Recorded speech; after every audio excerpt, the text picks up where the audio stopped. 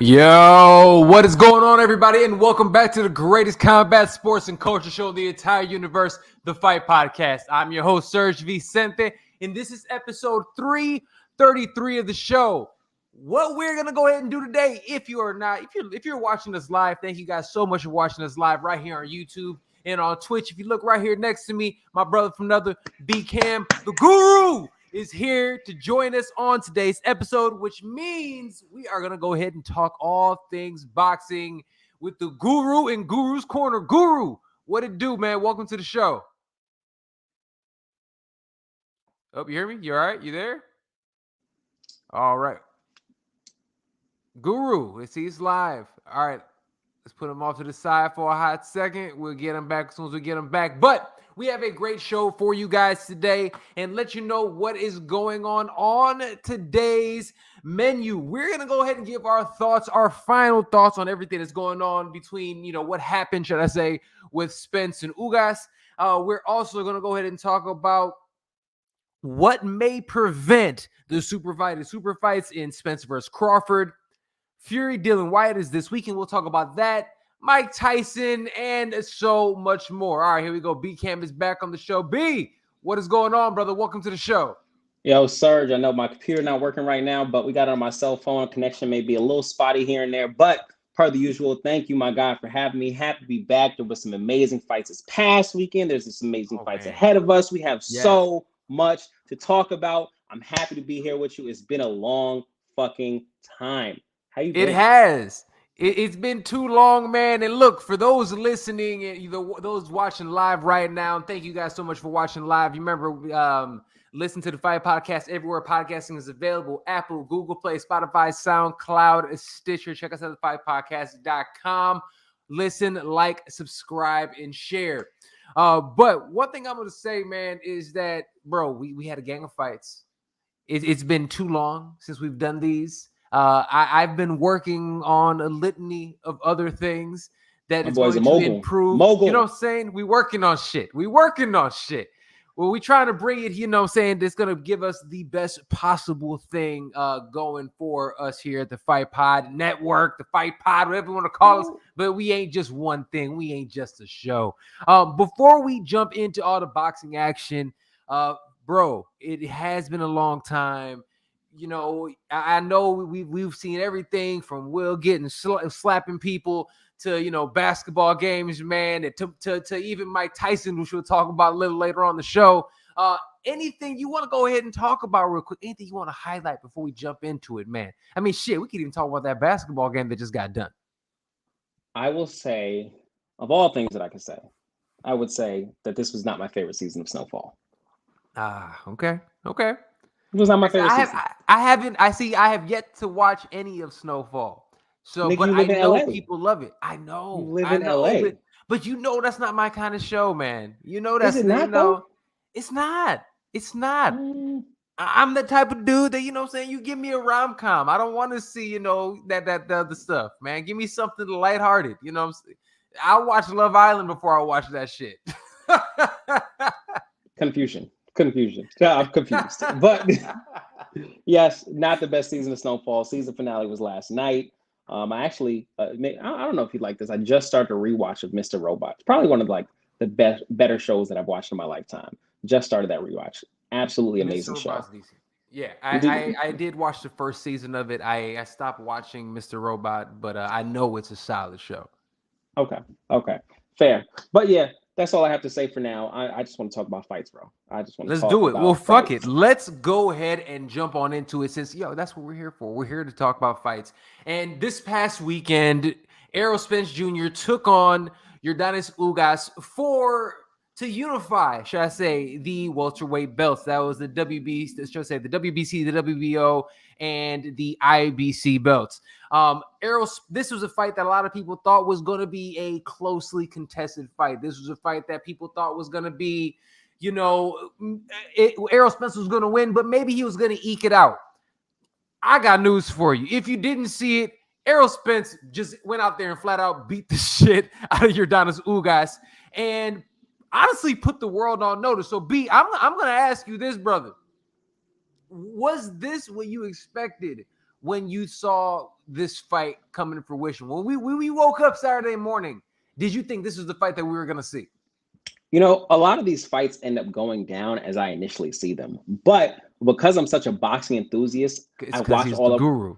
I watch all the promotion. I watch the All Access episodes. You know, I listen to all the chatter about the fights, and I get pulled in. Serge, they get me. They sound so good. They make it sound so good. They make it sound like your Dennis Ugas is some like man eater. He beat a Wilder, Pacquiao, and nobody else. To be fair, and we will throw respect on his name, but he did, in most of our opinion, beat Sean Porter. And that was a prime Sean Porter. We'll give him that.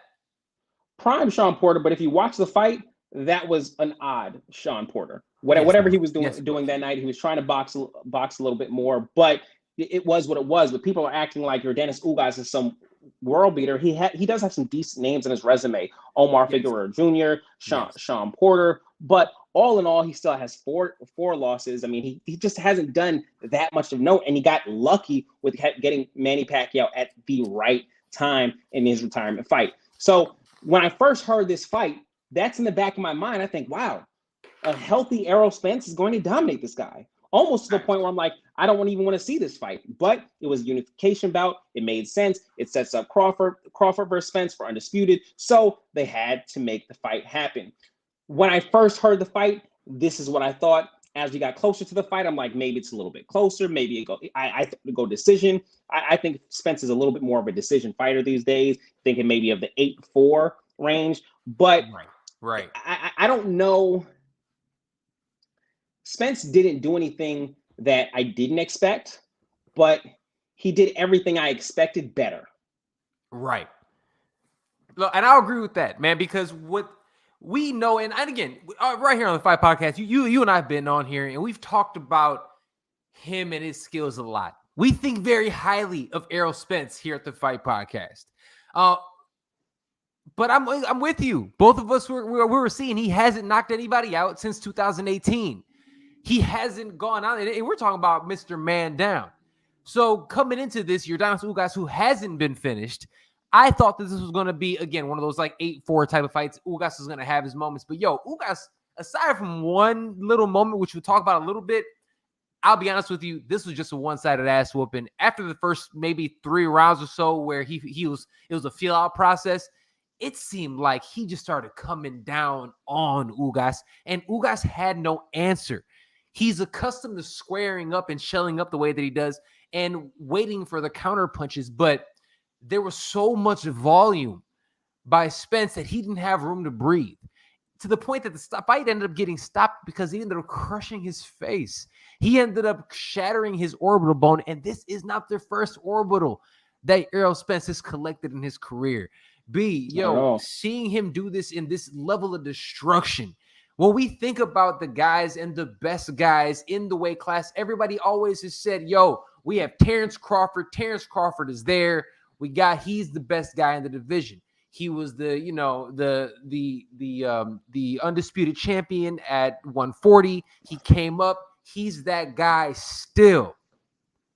After watching this fight, that's going to be the next fight. We already look at that fight's coming up, and we'll talk about, we'll give, Ugas his respect and everything else. But this one coming up, who's the favorite in this matchup, in your opinion? It's so early, Sergio. I feel like I'm not even ready. That's what we're doing. But we got to. I'm not even ready to stress myself like this. But you have to. Okay. In this moment, that's what we're here for. We're going to have a good time with it. And here's the thing. Shit's going to change. We all know it's going to change. But I'm talking about, because we've all been talking about this fight forever. We've all wanted it to happen forever. And I am going to ask you in a little bit about, did it marinate too long? We'll see what about that in a little bit. But what are your thoughts on it, man? Like, going into it right now, who should be favored? I got it easier for you. I got it easier, because that's the biggest question. Who's the A side? That's Errol a better Spence. question for Errol Spence. Errol's there. Yeah, not even a question. Not even a question. He has 3 belts as opposed to 1. He has done numbers at AT&T Stadium, on multiple occasions, and he has consistently done better pay-per-view numbers than Terrence Crawford. I don't see any way in which Terrence Crawford even has an argument to be the A side. Now, Errol Spence has even said things as crazy as 70-30. That's absolutely ridiculous. But something to the 55-45%, absolutely. I think 60-40 is fine. I think it's one thing about Bud Crawford, as great as he is, we've all seen it. He's never really been a draw in terms of, viewership and big pay-per-views. Errol Spence's pay-per-view draw. He's been able to get the people out. He's been able to fill stadiums. And Bud Crawford, if we look at it, I'm sorry, like Nebraska, like I don't care if you can fill out a stadium in Nebraska, of 200 people. You know what I'm saying? Like you got Errol Spence in Dallas filling out Dallas Cowboy Stadium. That's different. So I'm excited about this fight. And let me see, is there anything that I want to say about Ugas before I just completely just disregard my man, because he really did go out there and put a great time. Okay, I did want to ask you this before we kind of move on to this. The 6th round, in that fight, there was shenanigans. Errol got his mouthpiece knocked out. He ended up getting caught with a 2-piece. Looked like it was bad. Had zero effects, it seemed like. But at the end of the day, in watching that, is there any cause for concern in your mind? Not really. I mean, the only cause for concern that I would have is, was Errol Spence hurt by the initial point that caused him to stagger backwards, or just was that a balance issue? There was a right hand landed.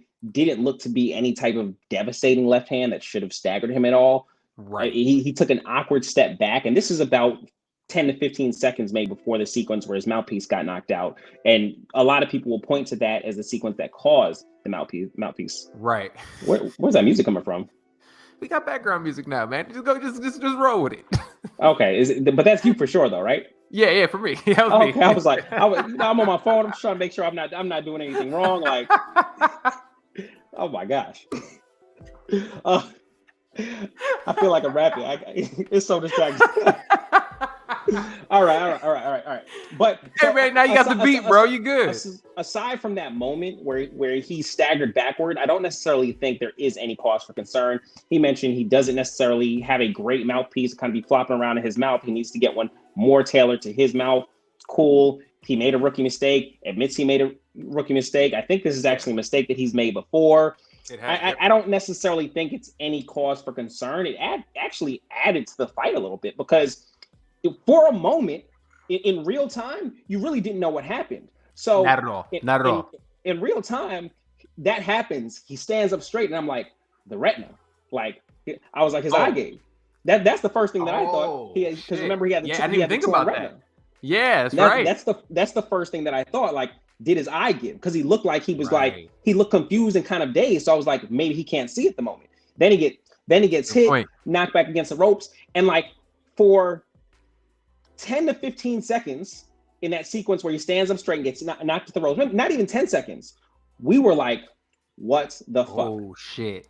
Like, what is that? Like, is it one of these nights?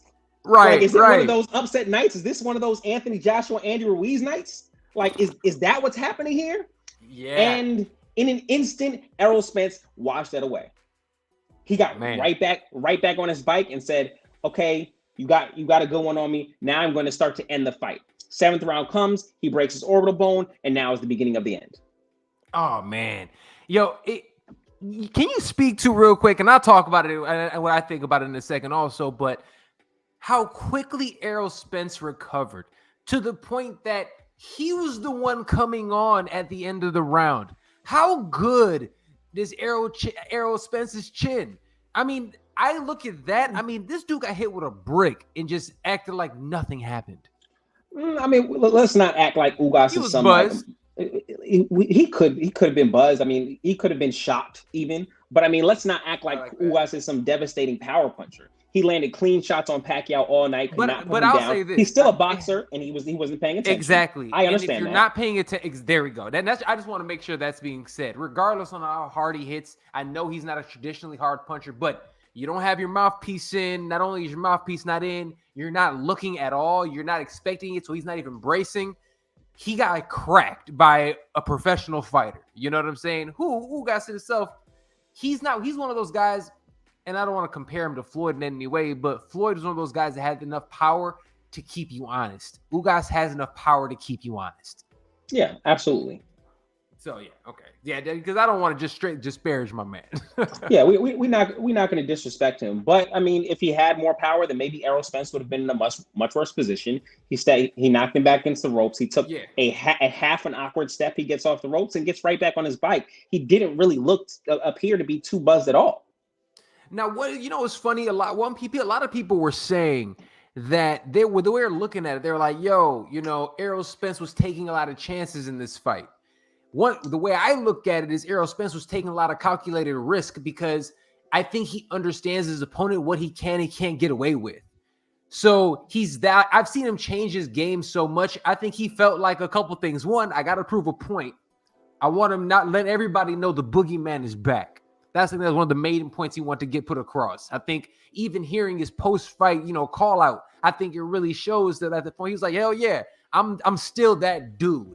I don't care what y'all thought. You know what I'm saying? I am who I thought he is, whatever you want to put it like that. So I think that was one of the key things for Spence in that one, if that makes any sense in my weird soliloquy. Go ahead. Yeah, I mean, so as far as taking chances, I did feel like in real time Spence took a lot of chances. I mean, yes, there were certain. Don't you think it was calculated risk for him because he knew what was coming back at him?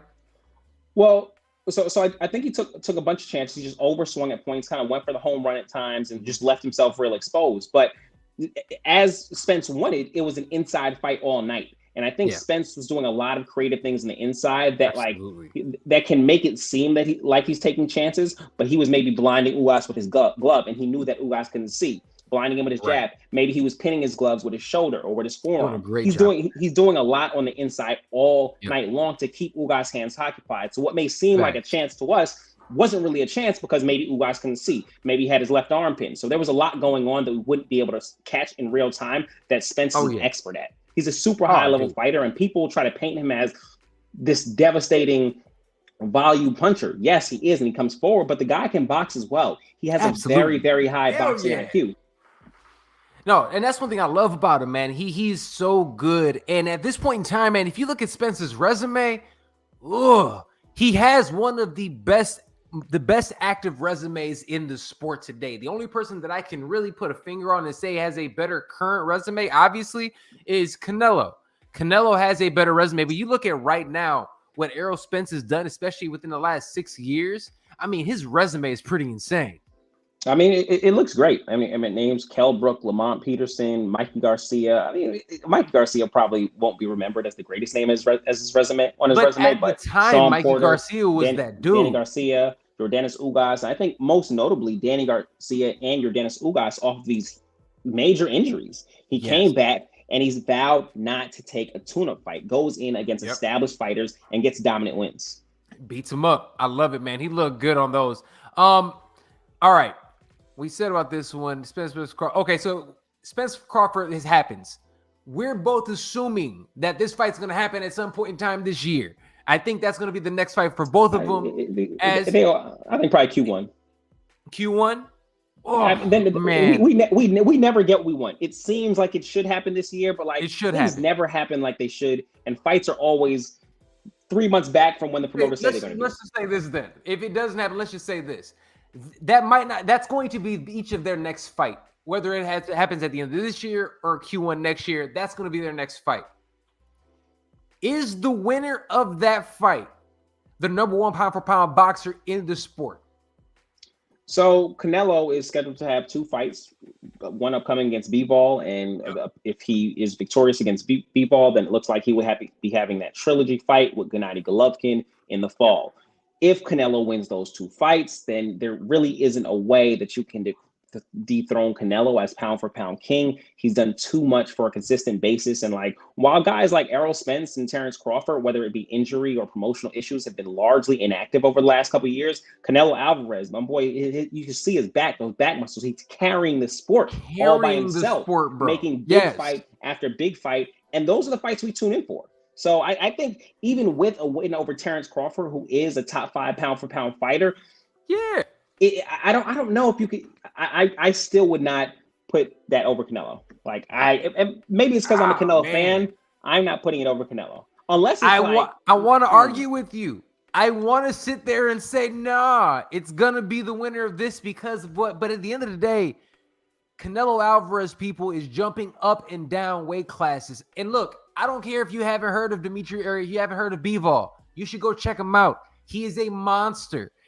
And if Canelo gets past him, oof, man, that is a great win. And then if he goes back down, that fight won't have it happen at 160. That fight will definitely happen at 168.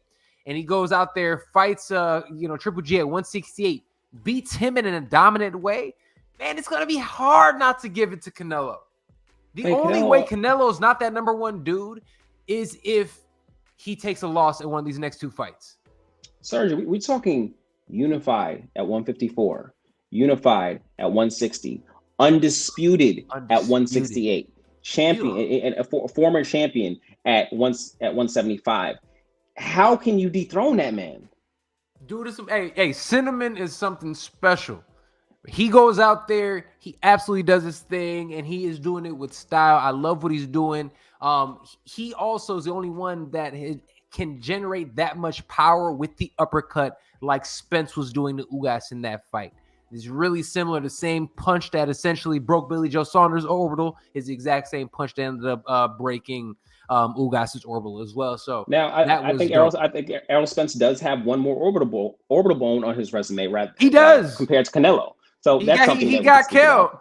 Yeah, he definitely shattered Kel's face also, and that was not the same. Protect your face in these title fights against Errol Spence. Yo, Errol Spence. Okay, so let's talk about this. And I know this isn't on the docket, but I gotta ask about it. And I know it's far out. We understand it's far out.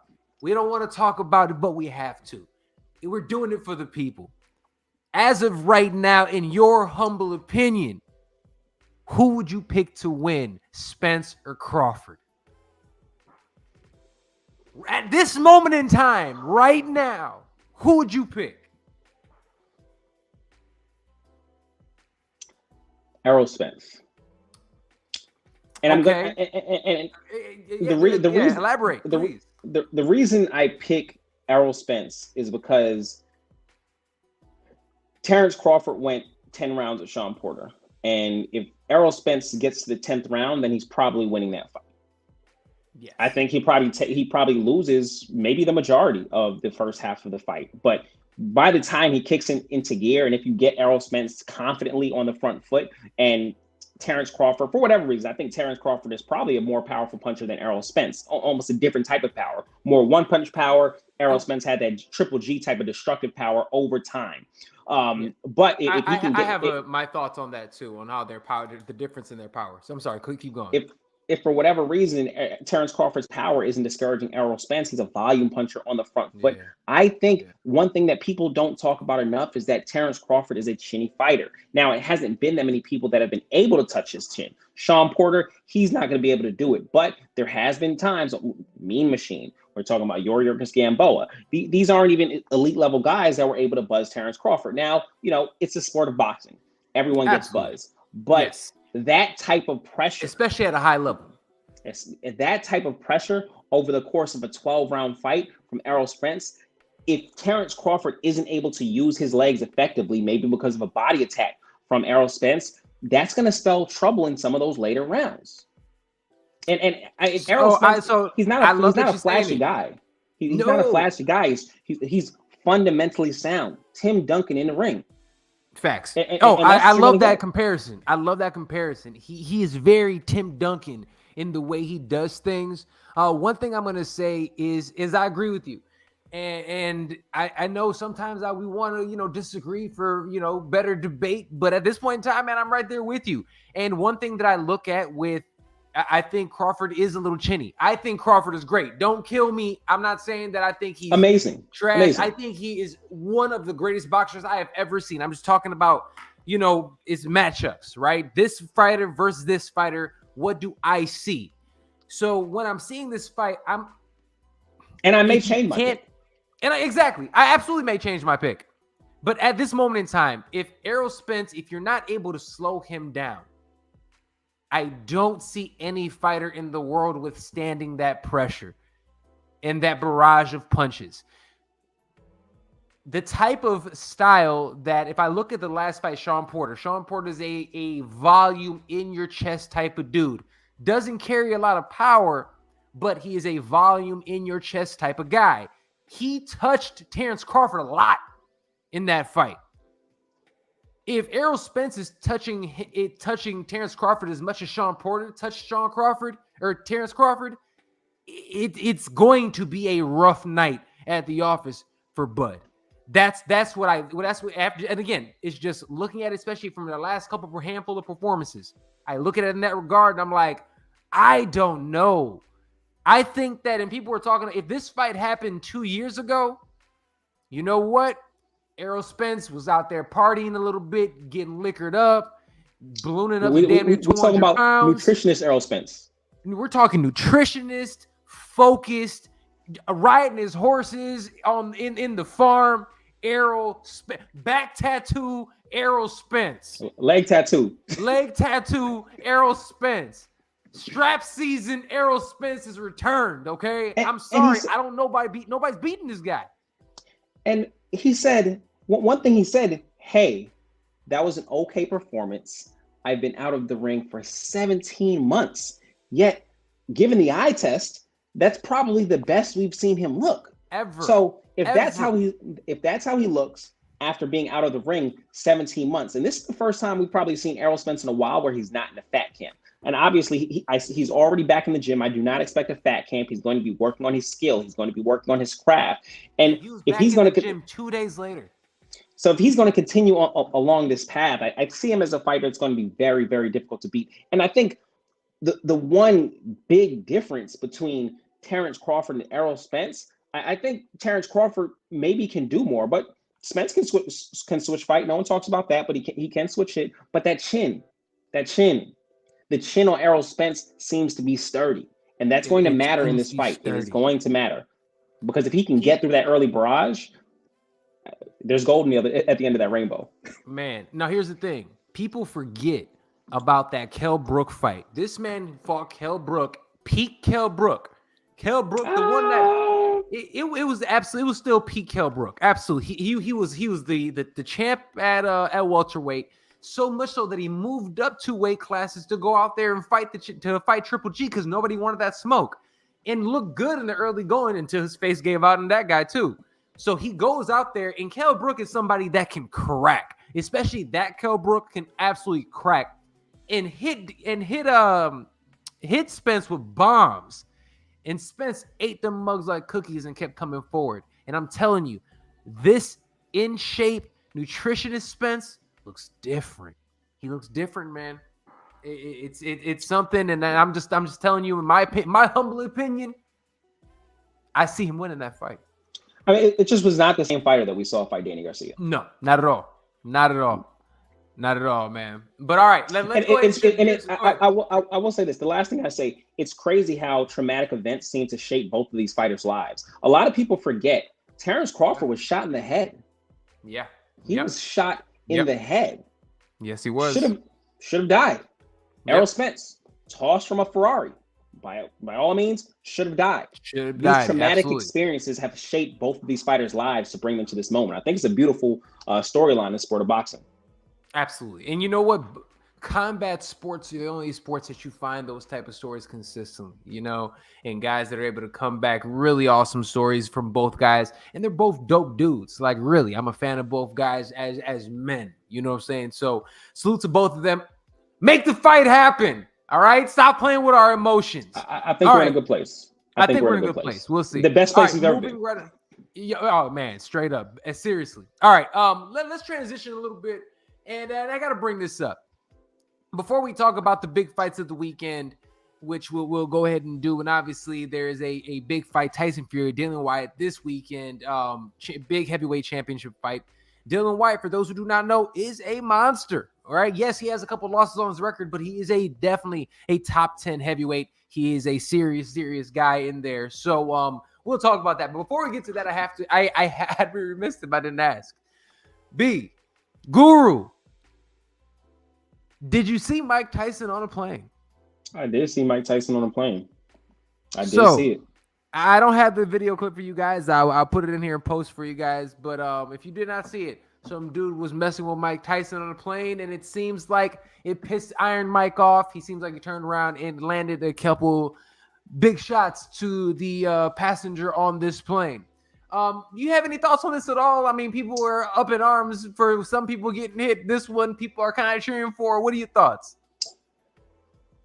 I think it depends on who you are and if you follow the progression of Mike Tyson. If you're someone maybe a little bit older than us and who hasn't followed Mike Tyson in recent years, and you haven't seen how he's developed as a human. Mike Tyson, he smokes his weed, he does his shrooms. He's a chilled out guy. Not too long ago, maybe a month or two, a guy pulls out a gun at an event trying to get an autograph from Mike Tyson. Mike Tyson ends up giving this same guy a hug.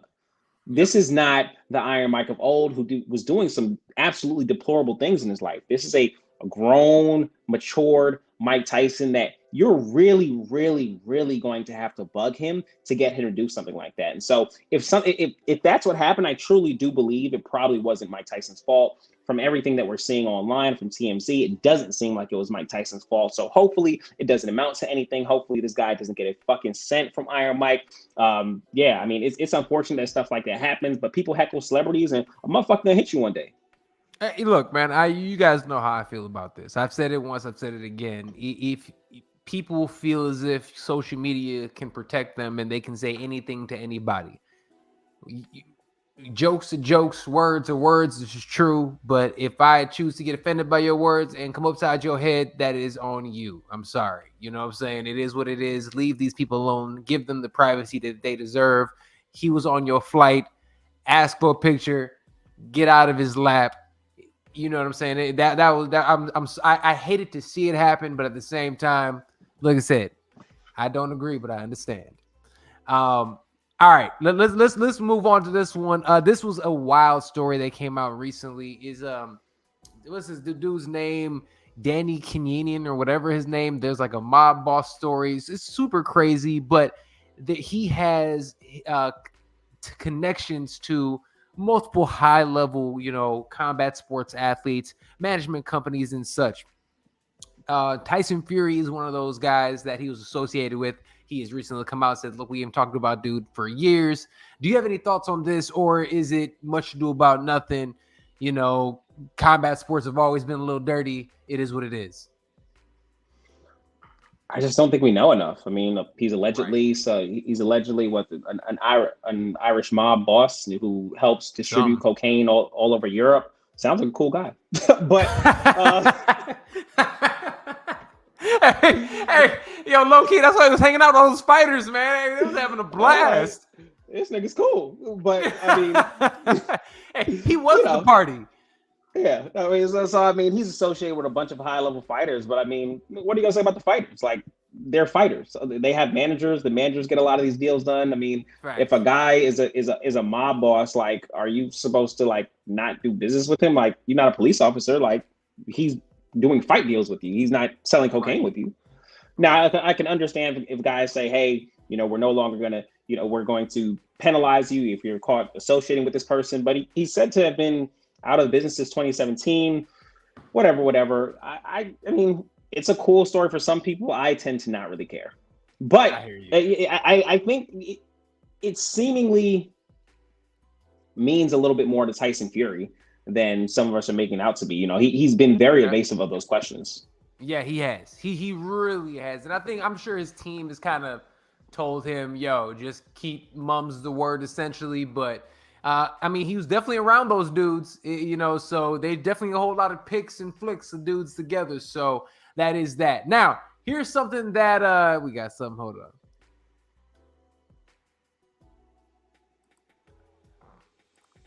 All right.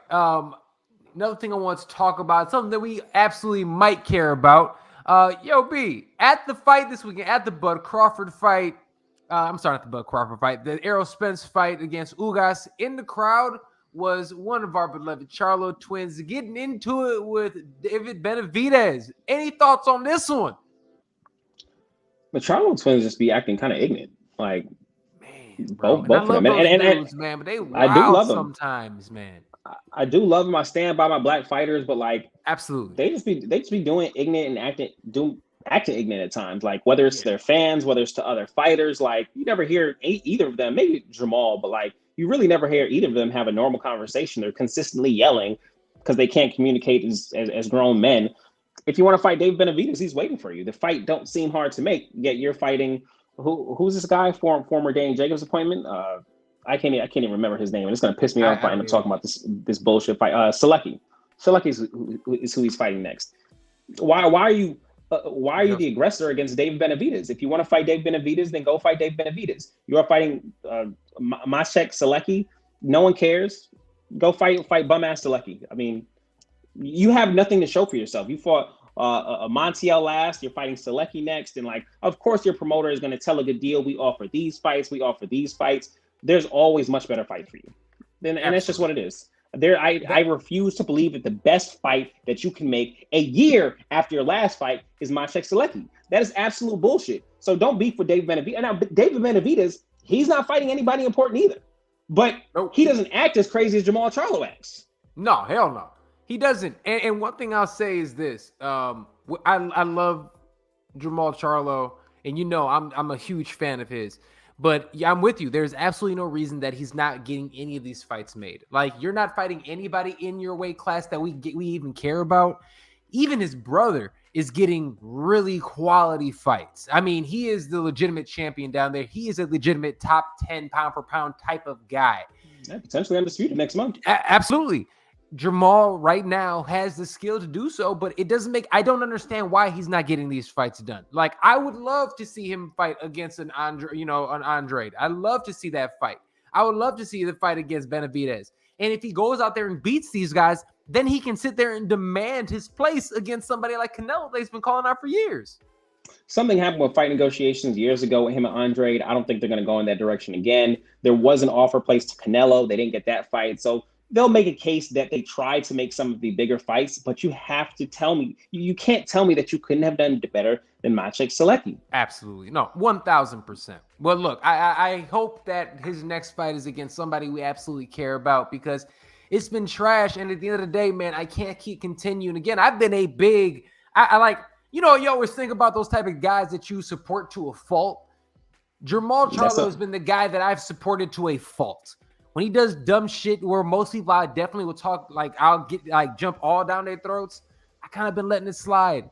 If you're not fighting anybody, I can't really do that anymore. And you going out there and just acting like a dick to people out there as well. So look, man, Charlo got to fight somebody. I hope it happens sooner than later. But B, we got a big fight this weekend. But before we talk about that big fight, everybody who's watching live, thank you guys so much for watching live on YouTube and on Twitch.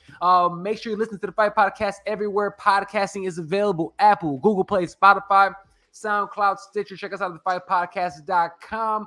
Also, check out the Fight Podcast on YouTube. We have many different shows. We don't just talk about boxing here with the Guru, even though this is the best boxing show on YouTube. We have this one. We also do the Royal Rundown. We talk all things pro wrestling. And we have some more heat coming for you guys very soon. I can't wait to be able to go ahead and actually, put that out there for the people. Oh, y'all didn't even launch that yet. I know. I can't wait. I thought it was live already. Damn, we got more heat coming for y'all. Oh, I can't wait to let the people know, man. But thank you guys for watching live. All right, let's jump on into it. Big fight of the weekend, fighter focus that I want to talk about is this weekend's main event. We have Tyson Fury against Dillian Whyte. Tyson Fury, obviously the heavyweight champion. He's still technically the lineal champion, the lineal heavyweight champion, whatever that means. He's going out there against the very, very, very tough veteran in Dillian Whyte. Dillian Whyte, man, has come a long way from fighting Anthony Joshua in a ring again, with only 200 people in the audience to now selling out with, I believe, is at Wembley, yes? Or where is it at? It's selling out Wembley. That is incredible for a dude who has been in there against the who's who. He's taken his lumps, he's taken L's, but he's still one of the guys that we have to look at as an elite heavyweight. All right, Guru. No, I'm gonna give him. I'm gonna say he's in this area. He's elite. He fought Anthony Joshua at the O2. There was not 200 people there. Was it 02? Oh, my bad. It wasn't him. One of his first fights was 200 people. All right. I appreciate you. I was trying to paint a picture and you fucked it up. I was like, gee, 200 people against Anthony Joshua? That did not happen. All right. You know what? Never mind. He fought him. It was in the 02. Shit was crazy in there, too. Dude has been a beast for a while. B, Guru, how you see this fight going? But Tyson Fury should. Let me rephrase this. Does he have a chance against Tyson Fury? Absolutely, he has a chance. He has a great left hook, and he's going to be in the fight. Like, he's likely going to be in the fight until he'll be in the fight for the first half. The second half, Tyson Fury may just accumulate punches and knock him out. But Tyson Fury isn't really a knockout puncher, though. Dillian Whyte will be there to be hit. Also, Tyson Fury has somewhat of an unfair advantage to most of the guys he fights, whether they're power punches or not, because he's so tall, and fighters tend to lose just a tad bit of that power having to punch up as opposing to punching eye level or a little bit down. So right. when you look at all those factors, I think Tyson Fury should get a dominant win here. I've seen Dillian Whyte fight a bunch of times. I'm a fan of Dillian Whyte. I like the guy, but I just don't think he has the skills to compete with a focused Tyson Fury. Now, is Tyson Fury focused? Tyson Fury has never made a title defense. This would be his first. Well, no, second. Deontay Wilder would have been the first. So this first not being Deontay, yeah, not fighting the same guy. So this will be, it'll be interesting to see where he goes. But Tyson Fury should win a dominant decision. There's not really much that Dillian Whyte can do against a focused Tyson Fury, but Tyson Fury leaves himself there to be hit sometimes. Took some punishment against Deontay Wilder. Did that take something out of him? Dillian Whyte, motivated after being boxed out of this WBC equation for years and years. He was the mandatory challenger. Everyone made up reasons why not to fight him. Legitimate reasons at the time. Yeah, absolutely. They ended up not fighting him. So Tyson Fury, dominant decision. I don't necessarily know if it's going to be a knockout, but dominant decision for sure. Yeah, I look at it. I'm leaning towards a knockout. Dillian Whyte has been caught with good counter punchers in the past, especially when he gets a little bit overzealous.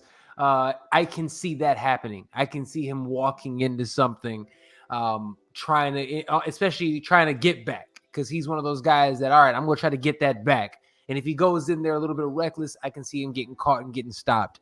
I think the Gypsy King is too big. I think he's too good. I think even if he comes in there at 75%, he still beats Dillian Whyte, and that's no disrespect to Dillian Whyte. This is too much. I cannot wait to see a fight at Wembley. I think the British fans, the UK fans are some of the best fans in the world. Maybe, I don't say they might be the best boxing fans in the world. So it's going to be absolutely nuts in there. I cannot wait to watch this. Yo, where are you watching this fight at? No. Did you know the fight was on pay-per-view? Oh, okay. Well, I know that. Oh, all right. Thank you, ESPN. Like, this is not the one to put on. I'm sorry. Dillian Whyte is not that guy. But like, you know what? Don't talk about the ESPN. They've given us some stuff. They've given us a lot of butt. They give us a lot of Loma. They giving us Tio. They're giving us Valdez and Shakur Stevenson. That's going to be on regular TV. Okay. I don't know if they're going to be. I believe they're going to be showing Devin Haney versus George Kambosos. That's going to be on regular TV. So I mean, they're giving us a lot of fights on regular TV. If you want to say, hey, in order to pay Tyson Fury, we have to put it on pay-per-view. Sure. Okay, I'm with that. Just not. I don't expect to do a lot of numbers, but I barely think it's going to do any numbers. I don't think it's going to do great at all, to be honest with you. And what time is the fight at? Do you know? These fights in the UK tend to kick off around 5 or 6 p.m. I don't 6 p.m. Eastern Standard Time. I don't know the exact time of this fight. Okay. Here for the people I'll take 2 seconds. Let me see if I can find it. B, any other fights this weekend that you actually care about? No. How about coming up? Anything coming up that you want to talk about, or anything get a little Guru's Corner in? Absolutely. There's a ton of stuff coming up. Boxing is a sport of abundance right now. They're giving us a ton of amazing fights. So as Sergio mentioned, this Saturday, April 23rd, we have Tyson Fury versus Dillian Whyte at Wembley Stadium over in the UK. Next Saturday, big fight. And I just mentioned that Shakur Stevenson versus Oscar Valdez, unification fight for the WBO and WBC lightweight title. Same day, Katie Taylor and Amanda Serrano. This fight probably hasn't been promoted that well, just due to all the other fights going on. I think they probably will start to ramp up promotion after. Really this weekend, quick. I'm sorry, and not to interrupt. I found it. It is Saturday. It is going to be main event 2 p.m. Eastern time, 11 a.m. Pacific is when the card starts. Okay. Yeah. Usually means ring walk around 5. Yep. So that is coming up on April 30th. We got Katie Taylor, Amanda Serrano. The next weekend after that, these are consecutive weekends. That is May 7th. We now have Canelo Alvarez versus Dimitri Bivol for Bivol's WBA light heavyweight title. So many good fights. So many good fights. We got more. May 14th, the weekend after that, we got Jermell Charlo versus Brian Castano for all the marbles. All the belts. There we go. Undisputed at 154. I love that fight. I love that fight. May 21st, we have David Benavidez and David Lemieux. We also have Joshua Buatsi and Craig Richards. Probably a fight going under a lot of your radars, but definitely a fight that you do not want to miss. May 21st, you got Demetrius Andre back in action versus Zach Parker. Then we have, May 28th, Tank versus Rolly. That's coming up.